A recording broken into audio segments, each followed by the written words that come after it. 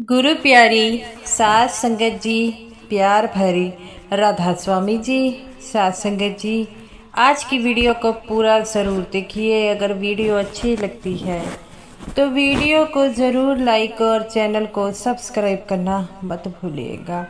सात संगत जी, आज की जो साखी है इसे पूरा सुनने की कृपालता ज़रूर कीजिए। सात संगत जी, जैसा कि आपको पता है कि बाबा जी से मिलने और जब बाबा जी के भंडारे होते हैं, संगत दूर दूर से आती है और बाबा जी का सत्संग सुनने आती है। सात संगत जी, वैसे तो बाबा जी अपनी संगत के पास हर जगह पहुंच जाते हैं। वह अदर स्टेट हो या फॉरेन हो, बाबा जी उनके पास ज़रूर पहुंचते हैं, क्योंकि बाबा जी अपनी संगत से बेहद ज़्यादा प्रेम करते हैं। तो गुरु प्यारी सात संगत जी, आज की जो साखी है वह जो है एक बुजुर्ग महिला पर आधारित है, जिसे जो है वह बाबा जी से, जो कि पुणे शहर की रहने वाली थी और बाबा जी से मिलने के लिए आई थी। तो सात संगत जी, ऐसा क्या हुआ था कि उस बीबी को जब वह वापस जा रही थी तो ट्रेन में चढ़ने नहीं दिया, जिस बात से वह बड़ी खफा हो गई और बाबा जी से मिलने की ज़िद करने लगी। सात संगत जी, ये जो बीबी थी वह पुणे शहर की रहने वाली थी। तो एक दिन वह अपनी बहू बेटे से कहती है कि मैं डेरे जाऊंगी। बहू बेटे कहते हैं कि माता जी, इतनी दूर आप कैसे अकेली? तो वह कहती है, मैं अकेली कहाँ जा रही हूँ, मेरे साथ सत्संगी बीबियाँ भी तो जा रही हैं। तो वह कहती है, माता जी आपकी बात से हम जो है सही है, लेकिन वह बीबियाँ जो है वह जो सेवा के लिए जा रही हैं। तो वह कहती है कि मैं भी सेवा कर लूँगी।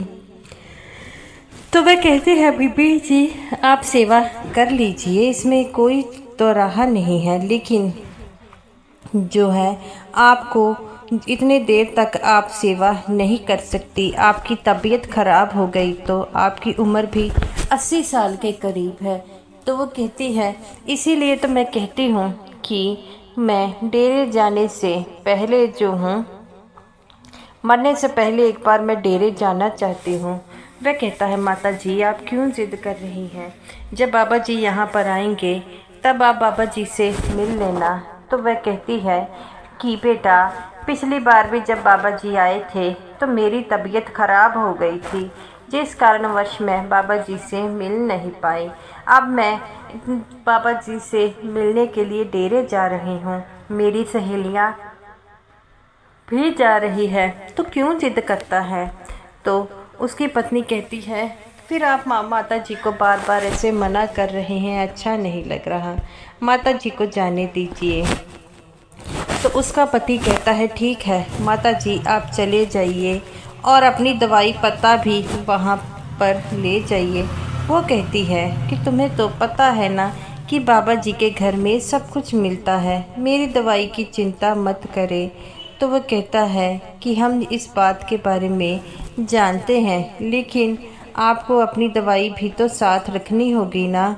तो वह कहती है कि बेटा तू मेरी चिंता मत कर, मेरे साथ बाबा जी हैं। तो वह कहता है कि माता जी आप ठीक कहती हैं, लेकिन अपना ध्यान तो आपको खुद रखना पड़ेगा ना। तो वह कहती है ठीक है, और वह कहती है कि कल हम लोग जा रहे हैं। तो वह कहता है, माता जी आपकी टिकटें हुई हैं?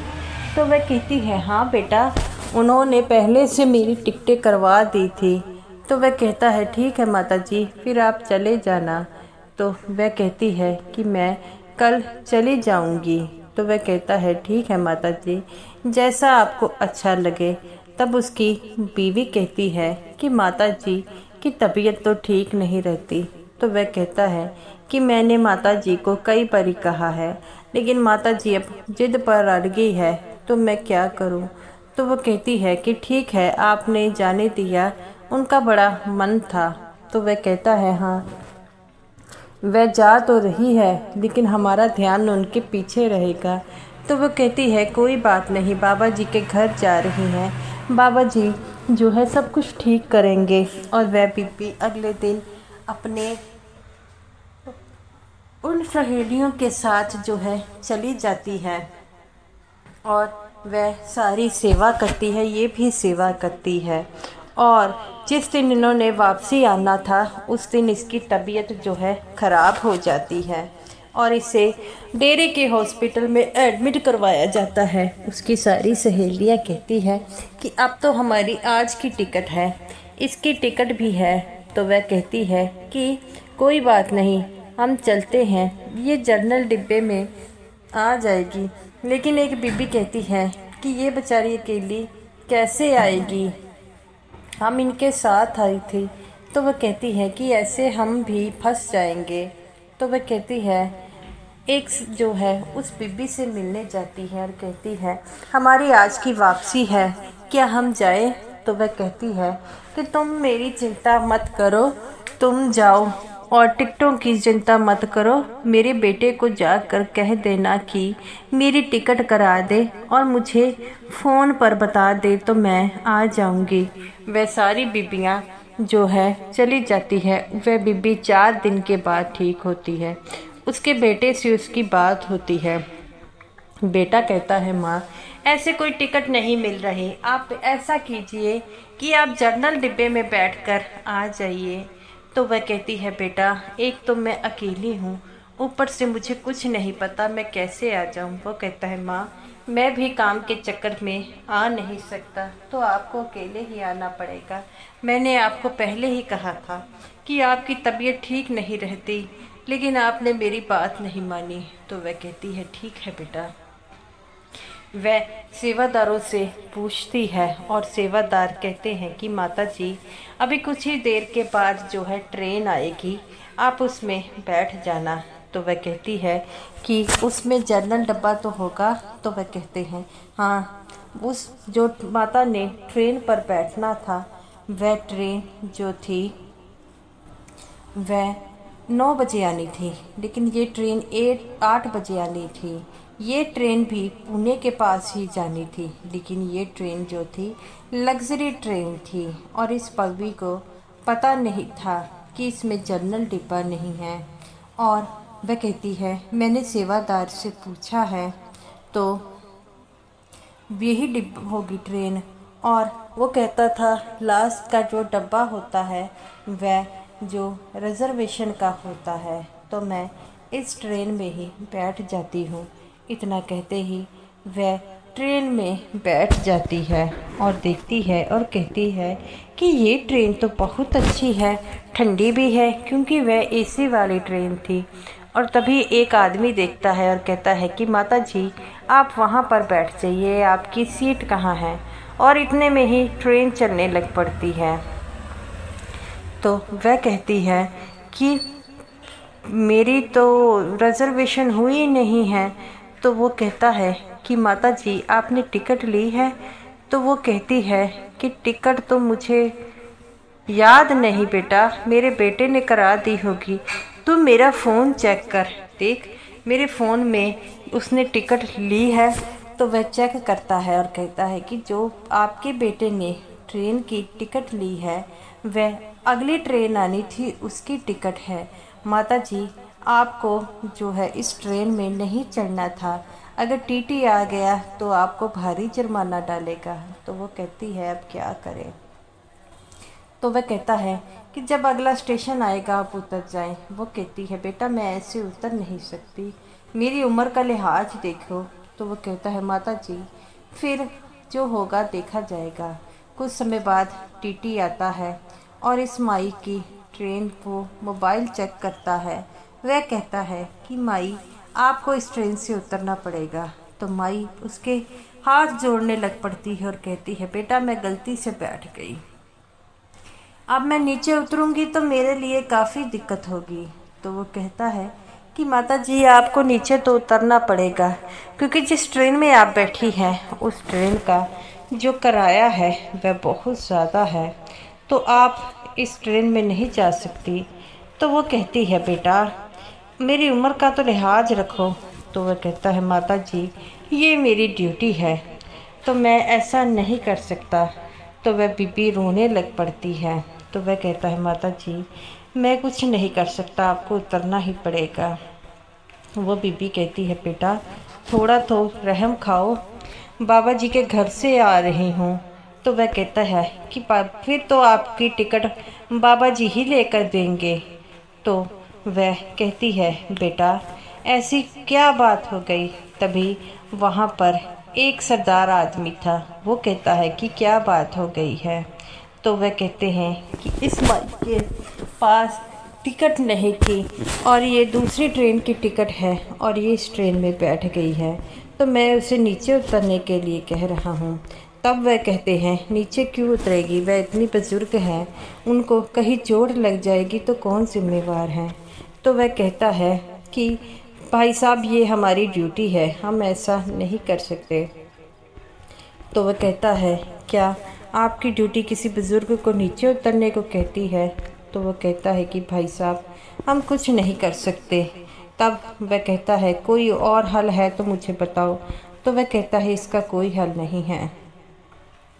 तब वह कहती है कि ऐसे ही रहने दीजिए। तब वह कहता है कि नहीं माई, आपको प्रॉब्लम हो जाएगी। तब वह कहता है कि मैं टिकट अपने मोबाइल में चेक करता है और टिकट टीटी को दिखाता है। तो वह कहता है कि क्या इस टिकट पर ये बैठ सकती है। तो वह कहता है, हाँ हाँ ये इस टिकट पर बैठकर सफ़र कर सकती है। तब वो उस माई को बिठा देते हैं। तो वह माई कहती है, बेटा ये कौन सी टिकट तुमने दिखाई जो उन्होंने मुझे बिठा दिया। तो वह कहता है कि ये मेरी माँ की टिकट थी, वह मेरे साथ सफ़र करने वाली थी, लेकिन अचानक उनकी तबीयत ख़राब हो गई, जिसके कारण आपको उनकी सीट पर जो है बैठकर जाना होगा। तो वह कहती है कि आपका बहुत बहुत शुक्रिया।